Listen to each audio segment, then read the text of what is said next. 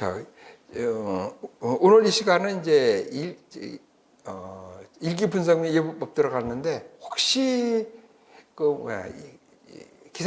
일반 기상학개론을 안 듣는 분이 있어가지고 못 들었을까봐 그냥 요거 하나만 뭐 짚고 넘어갑시다. 그러니까 우리가 지금 이 공부하고 이러는 이 시험에 맞춰서 공부를 해야 되는 거 아니에요. 뭐냐면 사지선다를 지금 하는 거라고요. 그래서 이 사지선다는 물론 실력 좋은 사람이 공부 많이 마치겠지. 근데 굳이 그렇지 하지 않다는 소리야, 사지선다는. 왜냐하면 많은 시간을 주고선 시험 보라 그러면 물론 많이 알고 이런 사람이 뽑겠지만은 그렇지 않거든요. 항상 보면 시간이 모자라요. 그러니까는 푸는 요령을 알아야 된다는 뜻이지. 그래서 그런 거를 교재 뒤로 이제 가시면은 그렇구나 하고 질문이 있습니다. 거기서 나오기도 하겠지만은 푸는 요령을 가르쳐 주는 거지. 그러니까 시간을 4시간, 5시간 주고서 풀려고 그러면 다 풀겠지만 그렇지 않잖아. 우리는 그냥 1시간 지나면 다 걷어가 버리잖아. 그것도 나 반도 못 썼는데 안 되잖아. 그렇죠? 그러니까는, 보면, 앞으로 이제 문제를 풀이할 때 그거 하겠지만은 이 시험이 이렇게 문제를 이렇게 보면은 4개 중인데 그 중에서 답은 2개는 답이 아니고 2개일 경우가 많아. 그러면은 그걸 아닌 걸 이렇게 걷어내는 방법. 그러면 둘 중에 하나 고르면 4개 중에 하나를 고르는 것보다 엄청 확률이 높아지는 거 아니야. 그런 요령들을 배워야 된다고 이렇게 생각해요. 그래서 요거 기본 과제 할 때는 아니지만 핵심을 하고 그러면서 문제풀이 할 때 그때 그런 요령을 다 가르쳐 주겠어요. 그래서 그런 거를 좀 유념해서 이렇게 공부를 하시면은, 그러니까 우리는 공부하는 목적이 사지선다해서 이거 고르는 게 문제다 이거지. 그러니까 기술하라고 이런 거하고는 또 다르단 말이야. 그러니까 시험에 맞춰서 공부를 해야 된다는 뜻이에요. 그래서 그런 거를 아시고 이렇게 준비를 하셨으면 한다. 그래서 하고 합시다. 그래서 이 얘기는 기상학개론 때 다 했으니까 나 그냥 넘어가고요. 그래서 그죠. 사지선다 하는 거 그것만 하시면 되고요. 그러니까는 그러면 됐습니다. 그러니까 그 정도만 하고 그냥 문제풀이 들어갑시다. 그래서 12페이지로 들어가서 전문 해석하겠어요. 그래서 전문 해석은 처음부터 들은 사람한테 기초기상학에 이걸 안 했거든요. 그리고 이 전문 해석이 굉장히 지리해. 그리고 지금 전공하는 그 기상학과에 있는 개설을 학교에서도 전문이 없어진다 그래가지고 지금 안 하고 있고 그러는데 그렇지는 않거든요. 뒤에 가서도 설명을 하겠지만은 전문이 없어질 수가 없어요. 한 10년 또 최소한 내가 10년 더 이상 갈지도 몰라요. 그래서 그런 이유 같은 거는 뒤에서 이제 공부하면서 이렇게 하겠지만 그래서 이거 전문을 해야 돼요. 그래서 이 전문을 하려고 그러면은 이 전문이 생긴 그 시대적 배경을 좀 알고 시작하는 게 좋거든요. 그래서 그거를 하기 위해서는 이제 할 수 없이 일기도의 변청 과정을 조금 공부를 해야 돼요. 그래서 우리가 지금 공부하는 거는 어떻든 간에 기상학개론도 하고 관측도 하고 이렇게 해서 하고 있는 거는 궁극적으로 좀 예보를 하려고 하는 거거든요. 그래서 이 일기예보의 변청 과정을 알아야지 우리가 공부하는 목적에 부합해서 할 수가 있다는 뜻이에요. 그래서 일기도의 이 변청 과정을 이렇게 보시면은 우리가 지금 12페이지를 이렇게 보시면은 그 변청 과정을 이렇게 나눌 때 우리 관천만기라고 이렇게 많이들 얘기해요. 그래서 이 관천만기의 그 역사는 굉장히 깊어요. 그러니까는 이 신석기 시대에서 청동기 시대로 넘어올 때, 그러니까는 다른 방향으로 얘기하면은 그 수렵 채취에서 농사를 짓는 그런 시대 때부터 이제 일기예보가 생겼다고 이렇게 생각하고 있는 거예요. 그래서 그렇다 그러면 청동기 시대 그러면은 우리가 이렇게 쉽게 알려면 고조선이라고 이렇게 생각하시면 돼요. 고조선 시대 때. 그러면 그 당시에 어떻게 예보를 했었느냐? 그때 당연히 농사를 졌으니까 생겼다는 얘기죠. 그래서 그런 것들을 이렇게 하는 사람들이 있었고, 그래서 전문적으로 하는 사람들이 있었다는 소리예요. 그래서 그거는 뭐로 알 수 있냐면 관직을 보면 알 수가 있어요. 그게 뭐냐면은 그 이 조선 시대에 말하면 영의정, 뭐 우의정, 자의정, 우의정 이렇게 해당하는 사람이 그 저기 그 고조선 시대에는 운사, 우사, 풍백이었거든요. 거기 보세요.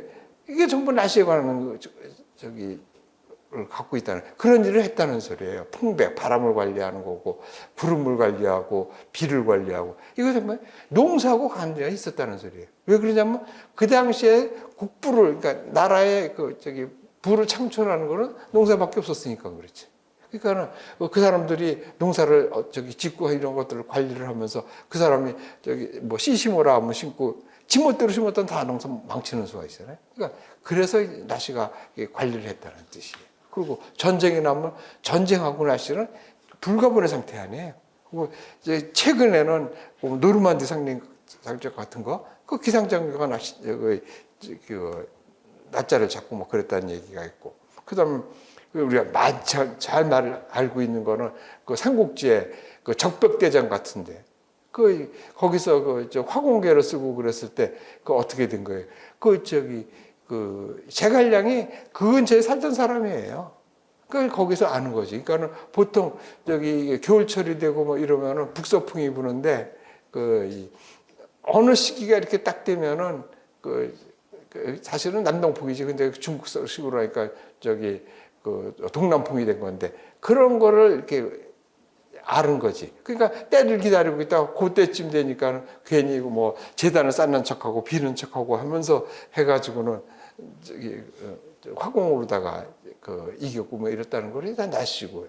뭐 그런 얘기는 우리나라 신라 시대 때 김유신도 바람을 이용해 가지고 연을 이용해서 화공하고 뭐 이랬다 이런 얘기들이 다 있어요. 그러니까는 일기하고 농사를 짓는 거 전쟁하고 있는 거는 불가분의 관계라고요. 이런 것들은 그러니까 어떻게 돼 있어요? 그 당시에 최고급 정보, 지금으로 말하면 그 최고급 정보가 일기예보라는 뜻이에요.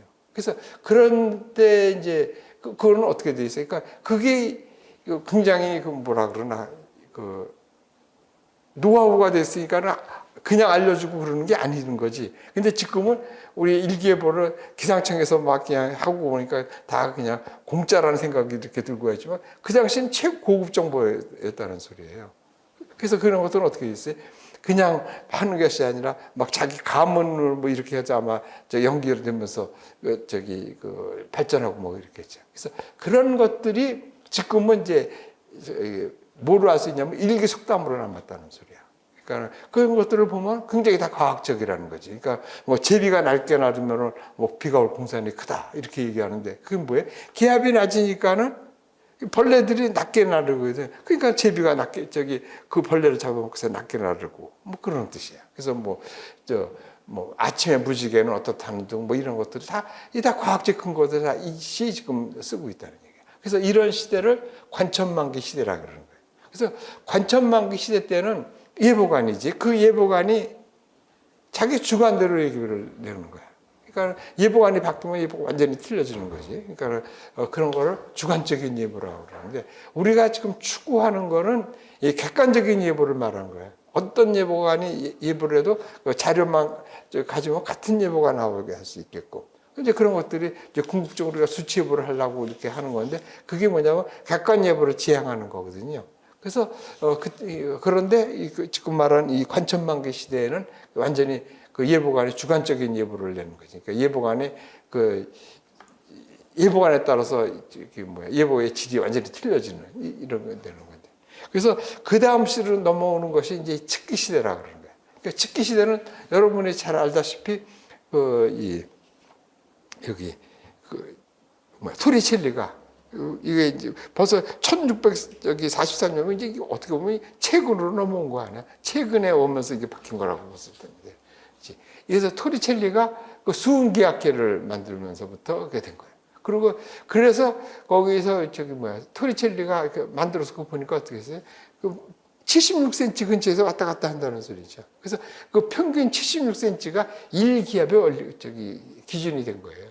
그래서 76cm에다가 중력 가속도 9.8에다가 수은의 비중 13.6 곱하면 아마 1013이 나올 거예요.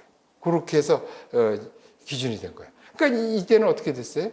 그럼 너 예보 왜 내일 비 왔냐 그러면은 그때는 나의 뭐 통찰력이라든지 뭐 이렇게 해서 얘기도 하지만 이제는 얘기를 할 수가 있지. 이제 수은주가 내려가고 있지 않느냐. 이제 이렇게 근거를 갖고 예보를 내기 시작하는, 그러니까 객관적인 예보가 시작된다는 거야. 즉기 시대 때부터. 그러면서 이제 1600년 때니까 막 산업이 발달하고 뭐 이러면서 뭐 모바일 습대가가 나오고 뭐 그러면서 이제 일기예보가 굉장히 발전됐다고 볼 수가 있어요. 그래서 그렇게 쭉 가다가 어떻게 그 다음에는 이제 어떤 시기냐면 일기도 시대라 그래요. 지금 우리 지금 크리미아라고 그러는 거, 크림 전쟁이라는 게 1854년도 이때 거예요. 그때 이제 영볼 연합군하고 러시아하고 그렇게 해서 하는데 그때 그 영국의 그 불란서에 그 무적 함대가 있었어요. 앙리 사세오라고. 그 배가 한포사기라고 이거 없이 그냥 무너진 거예요. 폭풍 후에 허무하게 무너졌지. 그러니까 그때는 이제 뭐냐면 이렇게 폭풍 같은 일을 하면 그냥 거기서 생겨가지고 없어지고 이러는 줄 알았었어. 근데 그 상황을 갖다가 이제 저녁 때 한 일과 끝나면서 그 일보를 봤잖아요. 그래서 그걸 쭉 받아가지고 정리하다 보니까 이상한 걸 발견한 거지. 폭풍우가 이렇게 휩쓸고 지나. 여기 배가 넘어지고 그 다음에 참모가 무너지고 뭐가 날아가고 이런 것이 순서대로 쭉 연결될 수가 있다는 거지. 그래가지고 그 사람에게 생각한 거지.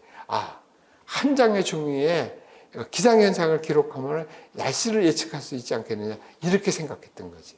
그래서 그것이 이제 전쟁 끝나고 나서 이 불란서에서 사설 기상회사가 생겨가지고 이제 그 당시에는 이제 무선 전신이 나오고 그래가지고 대항해 시대가 벌어지고 뭐 그런 시대거든요. 그러니까는 산단을 많이 갖고 있는 이런 데서 근처에 그 상황을 갖다가 무선으로 보고해주면 한 데서 쭉 정리를 해가지고 이 폭풍우가 어디로 갈 건지 그쪽에 있는 회사에다가 기상용으로 돈 받고 팔았다는 이런 얘기가 있어요. 그러면서 일기도 시대가 열은 거지. 그때 이제 여기 어디야? 크로멜 이름이 누구더라? 크레일. 그때 이제 비네 기상청장이 이제 그거를 가지고 이제 정식적으로 일기도를 그리면서 예보를 해보자. 그래서 그것이 일기예보의 일기도 시대. 그러니까 일기도를 가지고 일기예보를 한 시초라고 이렇게 보고 있는 거죠. 그렇게 쭉 돼서 지금도 그러면 어떻게 보면은 일기도 시대라고 볼 수가 있어요. 그런데 많은 사람이 좀 수치예보 시대가 아니냐 그러는데 좀 아니에요. 뭐냐면은 우리가 일기도 시대에는 예보를 낸다고 뭐 우리도 많이 그럴 거예요. 이렇게 우리나라가 이렇게 있다고 치고 여기 저기압이 하나 이렇게 여기 있다 그래요. 그러면 뭐 이게 전시가 아니고 지금은 뭐 이렇게 해서 요쯤 왔다 그러면은 이제 경험상으로 해가지고 얘가 이렇게 돼서 이렇게 갈 건지 이렇게 갈 건지 이렇게 갈 건지 이런 거를 이것도 많이 보셨잖아요. 이런 식으로 해서 경험을 가지고 이쪽으로 가겠다 그래가지고 이제 예상 일기도를 그려가지고 예보를 냈던 거예요. 그래서 이런 것들은 완전히 주관적이잖아. 근데 그래서 여기 최근에 와서는 이거를 500헥토파스칼 일기도로 봐가지고 이걸 위에서 보면 파동으로 봐가지고 그럼 파동은 진폭 또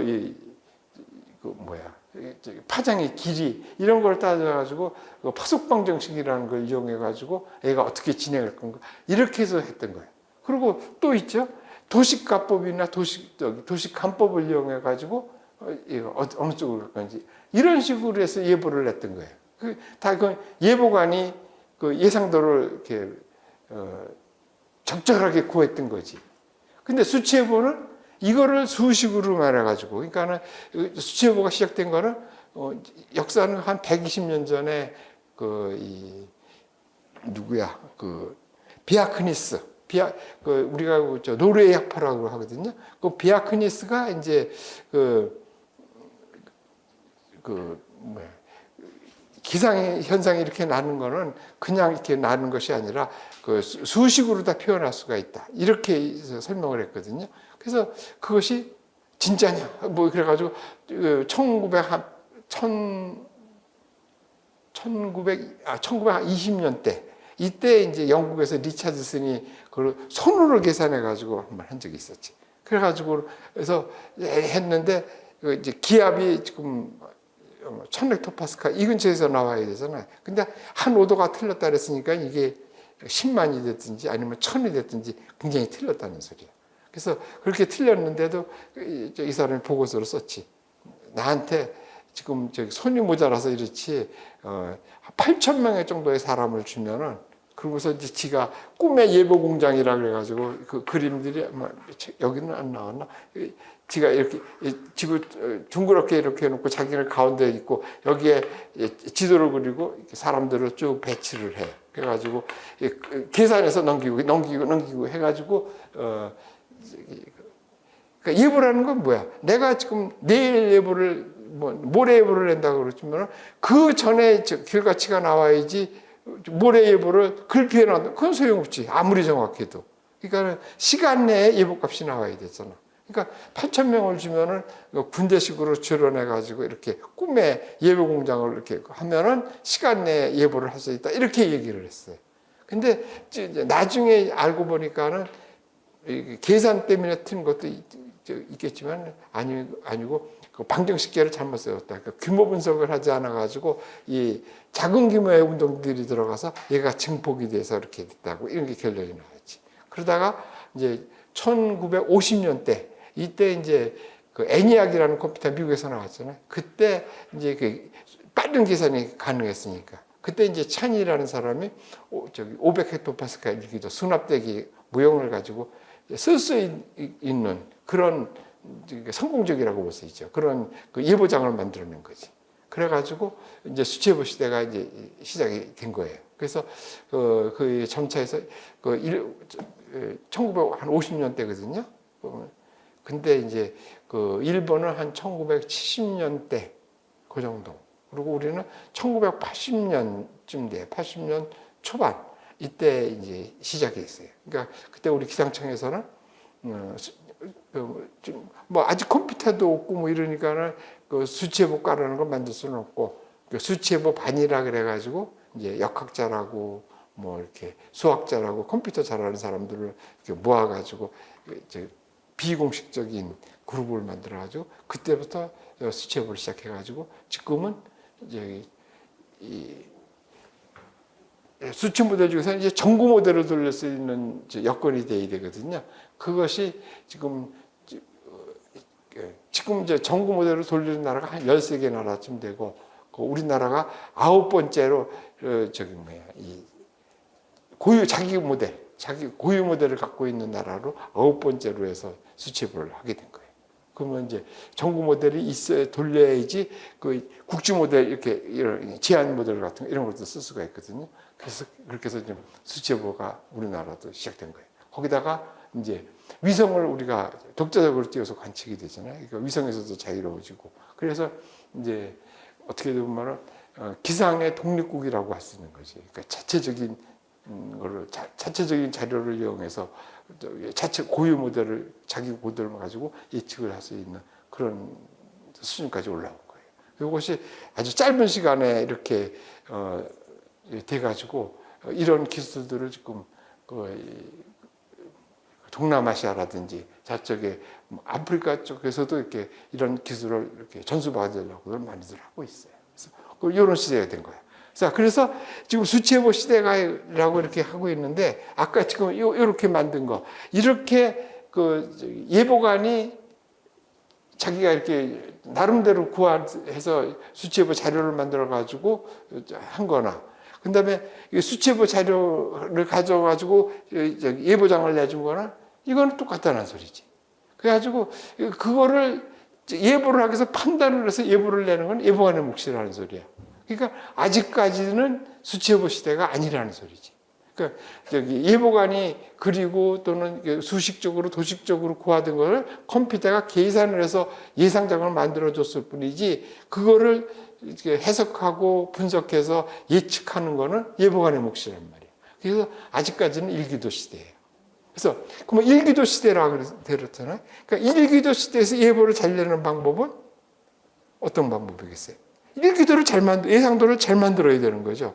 일기도를 잘 만들려고 그러면 어떻게 돼요? 관측이 잘 돼야 되는 거죠. 근데 지금 우리나라가 지금 여기 있어요. 특히 우리 이쪽 자료가 많이 필요하잖아. 이 자료가 예보가 책상 안에 와야지 이거를 가지고 일기도를 그리고 그러죠. 혼자는 안 된다는 거예요. 그래서 전 세계가 이렇게 이 통신망으로 묶은 거예요. 그래가지고 그 자료가 다 모아져 가지고 해서 다시 받을 수 있게끔 이렇게 하려고 그러니까는 어떻게 돼요? 언어가 틀리고 막 그러잖아. 그리고 이제 이 당시 시대 상황을 알아야 된다는 거지. 글자 한자 보내고 이런 데가 값이 엄청 비쌌던 시대란 말이야. 그러니까 저기 글자 수를 줄여야 되는 거예요. 이 통신료가 비싸니까. 그래서 그런 배경이 있다는 걸 알고 있어야 된다는 소리죠. 그리고 언어가 다르니까는 공통적으로 쓸 수 있는 거, 저기 이 숫자하고 영문자를 쓰는 거지. 그래서 이걸 문숫자라, 우리말로는 이걸 문숫자라고 그러고, 문숫자라고 그러고, 영어에서는 알파 뉴메릭이라고, 수치, 뉴메릭, 알파 뉴메릭이라고 그래가지고, 저기 숫자 0서부터 9까지 자료하고, 그 다음에 영문자 A서부터 Z, 요것만을 가지고 전문을 만드는 거예요. 그러면서 이제 형식을 만들고 뭐 그랬던 거죠. 그래서, 지금은 일기도 시대하에서 수치예보 시대로 넘어가는 그런 과도기라고 볼 수가 있어. 그래서 그렇다 그래서 지금 수치예보 시대가 이렇게 다가오고 있는데 넉넉히 있을 수는 없잖아. 그래가지고 지금 있는 자료를 가지고 수치예보에서 나온 자료 얘를 보강을 해가지고 가능하면 객관적으로 지향하게 하는 예보가 디지털 예보라 그래가지고 미국에서 나왔어요. 미국 FSL이라고 거기서 개발을 했거든요. 그래서 그걸 디지털 예보라 그래. 그래서 그 디지털 예보가 일본을 거치지 않고 바로 우리나라로 들어와서 우리나라가 세계에서 두 번째로 디지털 예보를 하게 된 거예요. 그래서 여러분이 디지털 예보라니까 무슨 소리야 그러는데 그 디지털 예보를 똑같이 그냥 우리도 디지털 예보라고 할 수 없잖아. 그래서 우리는 그때 좀 젊은 청장이 있었을 때 그걸 디지털 예보를 동네 예보라고 이렇게 이름을 줬던 거야. 그래서 여기 단기 예보하고 이 동네 예보가 이렇게 같이 공존하다가 이 동네 예보가 이 단기 예보를 잡아먹었어. 그래가지고 지금은 단기 예보가 없어지고 동네 예보가 단기 예보를 대신하고 있는 거예요. 그래서 그런 거는 뒤에 가서 예보 업무할 때 좀 얘기를 해주겠어요. 그래서 쉽게 말하면 이 수치예보에서 나온 자료를 다시 좀 분석을 다시 해가지고 5km 바이 5km 그러면은 우리나라가 여기 있으면 한 요 정도 되는 예보 범위를 5km 바이 5km 나눈 거지. 엄청 많은 점이 나올 거 아니에요. 그 점에 그러니까 이 예보 자료를 만들어내는 거지. 그러면 여기가 뭐 강수량이라 그러면 각 점마다의 강수량 값이 나오니까 그 자료를 가지고 콘투어를 그리면 분포도가 되는 거죠. 그렇죠? 그 다음에 한 지점에서 시간별로 쭉 들어오면 시기열이 나오는 거지. 그래가지고 이제 이런 자료들을 다 만들어내는 거예요. 그래서 이 필요한 2차 자료들을 많이 생성해서 그 자료를 이용해서 동네 예보가 시작된 거예요. 그래서 그 동네 예보 얘기도 뒤에 가서 한번 할 거예요. 그래서 지금은 이 일기예보의 변천 과정을 보면은 관천만기, 측기 시대, 그 다음에 일기도 시대, 이제 수치예보 시대인데 지금은 과도기인 디지털 예보를 하는 거다. 그러니까 디지털 예보는 지금 일본은 하는지 모르겠는데 우리도 들어온 지가 오래됐어요. 동네 예보가 이제 그래서 뭐 동네 예보가 지금 활성화가 돼가지고 일단 그래서 그거 보면은 단기 예보를 대체한 거 보면은 성공적이라고 볼 수 있는 거죠. 그래서 이제 수치예보 시대를 향해서 가고 있는 거예요. 그래서 이제 그렇게 됐다고 보고 그래서 지금 그 다음 페이지 14페이지를 이렇게 보시면은 수치예보를 하려고 그러면은 이 슈퍼컴이 있어야 돼요. 그래서 보면은 그날에서 제일 좋은 컴퓨터는 일단은 기상청이 쓰고 있다고 보시면 틀림없어요. 어느 나라나 다 그래요. 그리고 그 아까도 저기 했지만 그 처음에 그 애니악 컴퓨터도 나왔을 때 그 자료들을 뭐 했었냐면은 우선 쓰는 것이 자료가 방대하니까는 기상 자료를 쓰는 거예요. 그 다음에는 인구 센서스를 했어요. 다 그 컴퓨터를 이용해서. 그러니까 지금은 뭐 인구 조사하는 거 그런 거 안 하고 있잖아요. 그거 모르잖아요.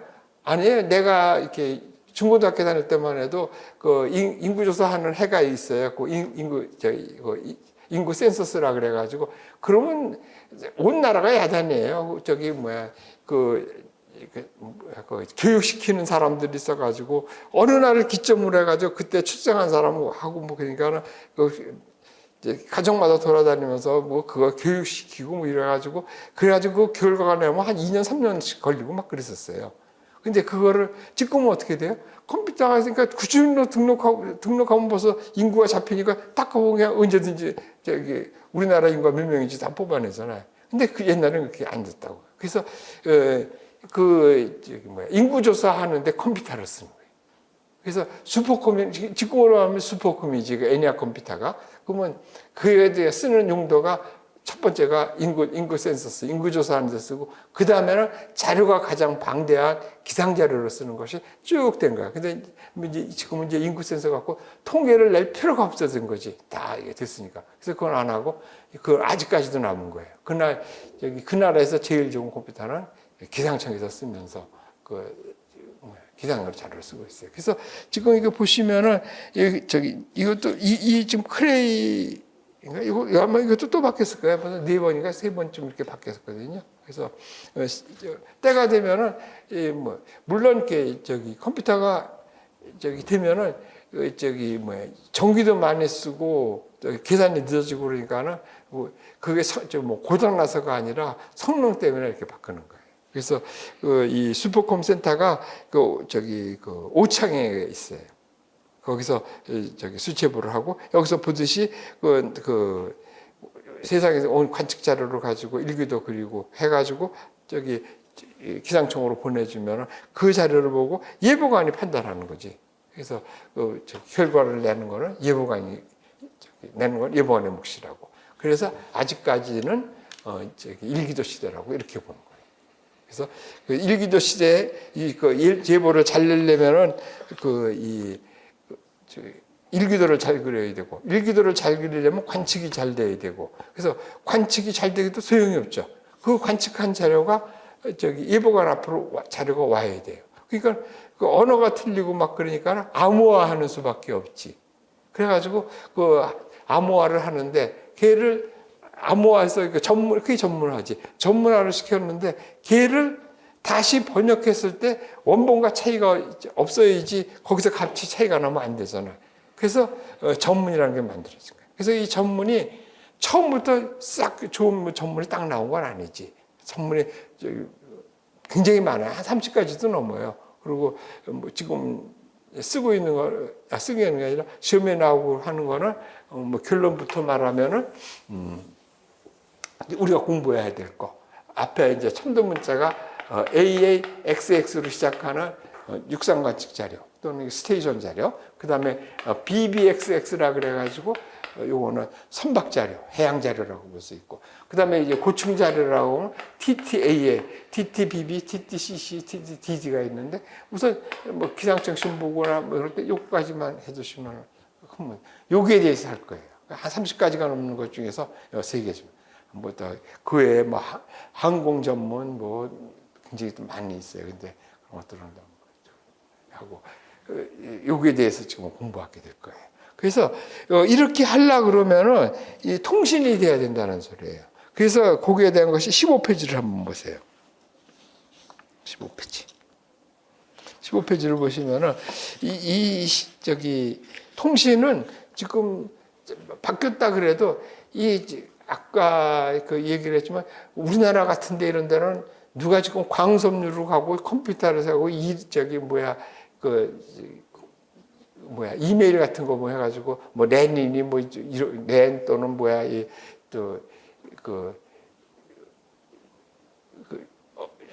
통신망을 통해 가지고 막 쓰고 있는데 그렇지 못한 나라가 엄청 많다는 소리예요.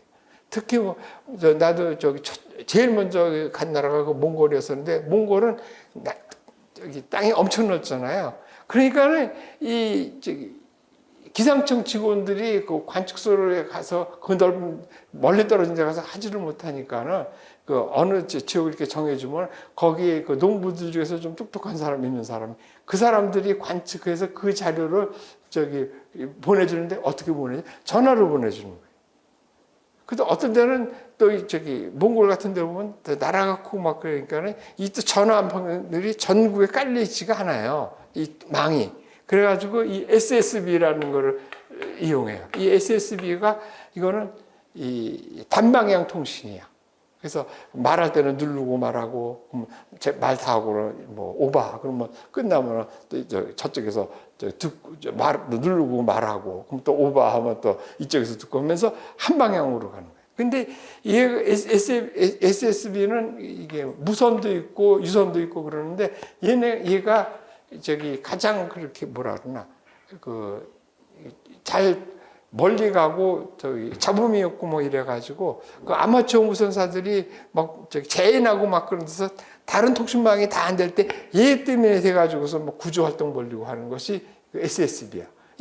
그래서 이 SSB가 저기 뭐 그래서 우리 기상청에서도 그래서 저기 우리는 뭐 잘 돼 있지만 혹시 몰라서 그런 일이 벌어지면은 한번 저기 하자 그래가지고 그 SSB를 그러니까 한 15년 전, 20년 전, 그 정도야. 그때 가지고 이거를 저기 SSB를 이렇게 살려준 적이 있어요. 그래가지고 이거를 쓰려 그러면은 아마추어 무선 저기 자격증이 있어야 돼. 그 전화급으로. 그래가지고 그거 따라 그래가지고 나도 또 가서 시험 봐가지고 하나 따고 뭐 그랬거든요. 그러니까 이게 저기 아마추어 무선사가 무선으로다만 하는 것도 있고 모르스도 할 수 있고 저기 뭐야. 전화급이라 그래가지고 SSB도 쓰게 돼. 아직도 이거 쓰는 나라가 많다는 소리야. 그런데 그래서 여기를 한번 보시면은, 여기를 보세요. 그러니까 몇 페이지? 여기 16페이지로 보면은, 이 GTS 망으로 전 세계를 묶을 때, 그때만 해도, 그때는 이제 일본이 선진국이었고, 중국으로도 더 형편없었잖아요. 그래가지고 이 동아시아의 중심이 일본이었었어요. 그래가지고 우리나라 이렇게 보시면 돼요. 이건 지워버리고 우리나라가 이렇게 있다면 여기 서울이 있을 거 아니에요. 서울이 지방에 있는 자료를 이렇게 모으는 거죠. 그래서 이 서울이 이거를 NMC라 그래요. NMC, 내셔널 미테오로지컬 센터. 국가 기상센터가 되는 거예요. 그래서 이 자료를 이렇게 다 모으죠. 그래가지고 이 전문을 보고 봤을 때 그 좀 이상하고 이런 것들을 여기서 걸러내는 거예요. 그래가지고 얘를 어디로 보내냐면 지금 여기 지금 1번이 이렇게 있잖아요. 그래서 1번으로 이렇게 보내는 거죠. 1번 동경으로 보내요. 동경은 이걸 리저널 미테오로지컬 센터, 지역 예보 센터라고, 지역 기상센터라고 그러는 거지. 그래가지고 여기에서 지금 이렇게 해서 중국자에서도 오고 하바롭스크에서도 오고 홍콩에서도 오고 이 자료들을 여기 다 모으는 거예요. 그래가지고 이 RMC가 모으면은 여기서도 이제 저기 전문이 들어오면 이제 거진 순서가 좀 비슷하게 슈팅을 좀 시켜요. 그리고 전문에서 오류가 난 거, 그러니까 기계적으로 이렇게 찾아내는 방법이 있거든요. 그런 것들을 골라서 잘못했으면 건 이제 수정하라고 보내주고. 그래가지고 다 모으면 그걸 갖다가 지금 이 워싱턴으로 이렇게 보내는 거죠. 그래서 워싱턴은 월드 미테올로지컬 센터, 세계 기상 센터라 그래가지고 여기서 전 세계 걸 다 받는 거예요. 그러면 다 받아가지고 이제 소팅을 다 시킨 다음에 됐다 그러면 다 된 자료를 다시 역으로 해가지고 일로 보내는 거지. 그래서 우리나라 그러니까 공공 UTC를 기준으로 치면은 아침 9시 관측한 자료 안에 그래가지고 여기를 다 거쳐서 다시 이렇게 돌아오면은 오후 뭐 1시, 2시 아마 이때 좀 들어올 거예요. 그러면 그때는 뭐가 주로 들어왔냐면 지금처럼 이 광선으로 해가지고 컴퓨터로 라인으로 들어온 게 아니라 텔레타이프라고 됐었어요. 그래가지고 무선으로 다 지가 막 찍어. 와서 그러면 노란 종이에 뚜루룩 인쇄돼서 오거든요. 그걸 받아가지고 그러면 이제 그거를 우리 동아시아 지역 전 세계 자료가 다 들어오니까 동아시아 자료만 끊어가지고 그 통신시에서 받아가지고 예보가로 넘겨주지. 그러면은 한 2시 안에 아마 다 돌아왔을 것 같아요. 2시, 3시, 2시 안에 다 돌아왔을 것 같아요. 그러면 이제 그 자료를 보고서는 일기도 기입을 하는 거예요. 8급들이. 8급 9급들이. 그러면 이제 그거 갖고 나눠서 이제 기입을 하면은, 그거 끝나면은, 이거를 6급, 7급들이 미화를 해가지고. 그러면 또 5급이 단열선도 같은 거 분석을 해가지고, 종합 분석을 해가지고 딱 해서, 요약문을 해가지고, 총괄예보관 주면, 총괄예보관이 이제 그걸 보고 예보문을 작성하고 뭐 이래가지고 예보를 딱 마치면은, 5시 전에 마쳐야지. 그러면 오후 5시에 그 예보 브리핑을 하는 거야. 청장, 뭐 예보국장, 뭐 관심 있는 뭐 과장들 이런 사람한테 예보 브리핑을 하지. 그래가지고 이제 나는 이런 자료가 이렇게 해서 예보를 이렇게 냈습니다 하고 이렇게 내지. 그러면 또 한마디 거들잖아. 근데 거기서 뭐 만약 청장이 야 무슨 내일 비를 봐, 비 보지 마, 뭐 이랬어. 근데 그렇다고 해서 비를 뺐단 말이야. 근데 내일 비 왔어. 누구 책임이에요? 총괄예보관 책임이에요. 그거는 다 참고지. 그걸 말 들으라는 소리가 아니란 말이야. 그러니까 그 예보는 총괄예보관 책임으로 예보가 나가는 거야. 그리고 그때 뭐 그려졌던 일기도라든지 뭐 이런 자료들은 그냥 없애버리는 게 아니고 그냥 다 놔둬가지고 그전에는 그 실물 장애들을 다 이렇게 보냈었는데 지금은 아마 디지타이죠? 뭐 이렇게 해서 촬영해가지고 해서 부산에 있어요. 기록문서 보관서 그걸로 다 들어가지고 대한민국이 없어질 때까지 다 보관해요. 그래가지고 무슨 일이 있으면 다시 꺼내서 다시 한번 분석할 수도 있잖아요. 그렇게 얘기해요. 그래서 모든 책임은 총괄예보관 지침으로 가서 그러면 이제 5시 끝나서 이렇게 되면은 그 자료가 방송국으로 가서 9시 뉴스에 나오고 내일 뉴스가 어떻게 되고 나오고 이렇게 되는 거예요. 그래서 이게 예보의 한 사클이. 그래서 이거 보시면은 지금 아까 얘기했듯이 그 GTS 이걸 통신망이라 그래요. 그래서 GTS 통신망이 이렇게 해서 이렇게 되는 거예요. GTS 통신망이고. 그 다음에 여기서 GDP 시스템이라고 이거 한 거는 어떻게 보면 이 GTS는 이거는 뭐라 그러나 하드웨어적인 거고, DPD는 GDP 시스템은 좀 소프트웨어적인 거겠지. 이 안에서 들어가는 것들 뭐 수정하고 뭐 이렇게 하는 그 시스템으로 구성되어 있고 전 세계가 이제 거기에 맞춰서 구성되어 있어요. 그래서 우리나라가 보면은 여기가 47지역이야, 동아시아 지역. 그래가지고 전 세계를 이렇게 쭉 구분을 나눠가지고 이렇게 된 거예요. 그래서 이 47지역이고, 그래서 우리나라는 이렇게 해서 북한이 이제 뭐 1번서부터 100번까지를 쓰고, 우리는 101번서부터 199까지 쓸 수가 있겠죠. 그 다음에 200까지 쓰는 거죠. 그리고서 이제 일본이 여기 오키나와까지 해서 굉장히 커요. 그래서 이 300, 400, 500 여기를 다 일본이 쓰는 거예요. 여기 뭐 걔네들 뭐라 그러나 여기 태평양 그치까지도 오가사와라 뭐 거기까지도 일본에 굉장히 넓어요. 그래서 이렇게 이제 통신망이 갖춰진 거예요. 그래서 어떻게 통신망이 시스템은 이렇게 돼 있고 어떻게 전문을 작성하고 하는 거는 이제 다음 시간에 이제 배우기로 하고, 그 다음에는 아까 이제 여기서 전문은 어떻게 돼요? 그때는 이 글자를 이렇게 보내는데 돈이 많이 들기 때문에 그 숫자를 줄이기 위해서 그런 노력을 했다는 거, 그거를 하고, 또 아직까지는 그 인터넷을 이용하거나 이거는 아니고 그 무선 통신하고 유선 통신을 이용해서 보내는 거예요. 그리고 이제 우리 같이 좀 가깝고 좀 뭐라 그러나 이 여유가 있는 나라들은 이제 여기다 우리 여기 일본하고 중국하고 우리 여기는 광섬유를 광통신을 엄청 빠르지.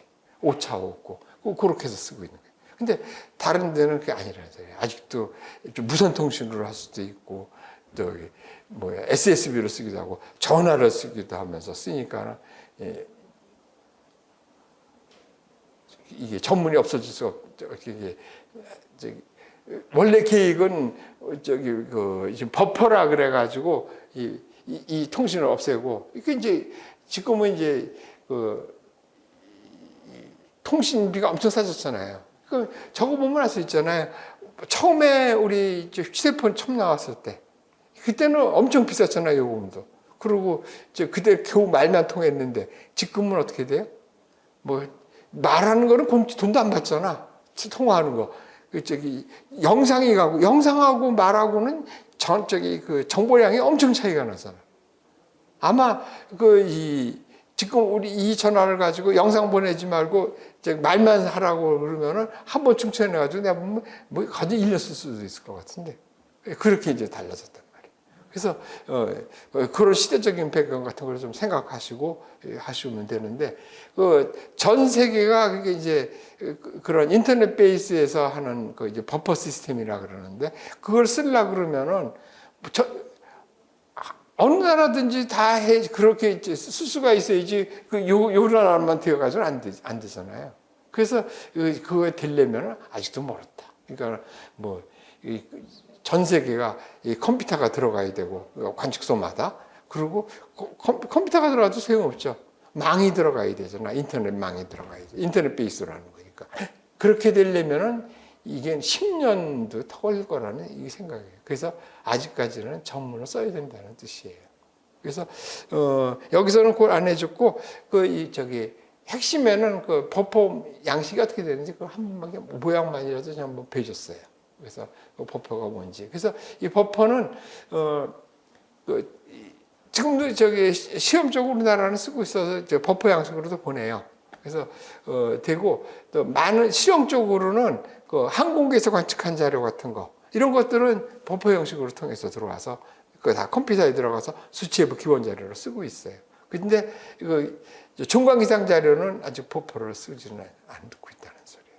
그냥 실험적으로만 받아놓고 있어요. 그래서 우리나라가 IT 강국에서 중심을 잡을 수 있어서 이렇게 해가지고 하는데 회원국이 우리나라 쪽에 안 먹고 아직도 세상 사람들은 몰라요. 일본이 선진국인 줄 알고 다 그쪽으로 붙어 있어.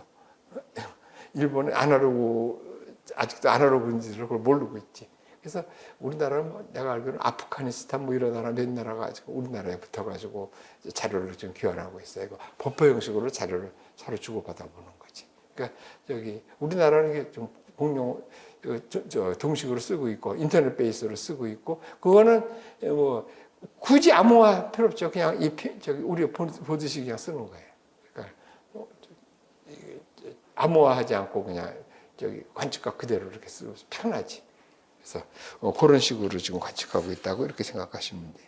그래서 이 다음 시간에는 이제 전문에 대해서 설명을 해주겠어요. 그래서 이제 전문이 생기는 그 시대상하고 또 그렇게 언어가 통하지 않고 뭐 전 세계가 공용어로 쓰려니까는 문숫자를 써야 되고 그다음에 형식이 갖춰야 되고 숫자를 줄이기 위해서 자릿수를 줄이기 위해서 노력하고 하는 것들을 다음 시간에 얘기해 주겠어요. 지금 여기하고 다음 시간에 17페이지 기상 전문 하겠습니다.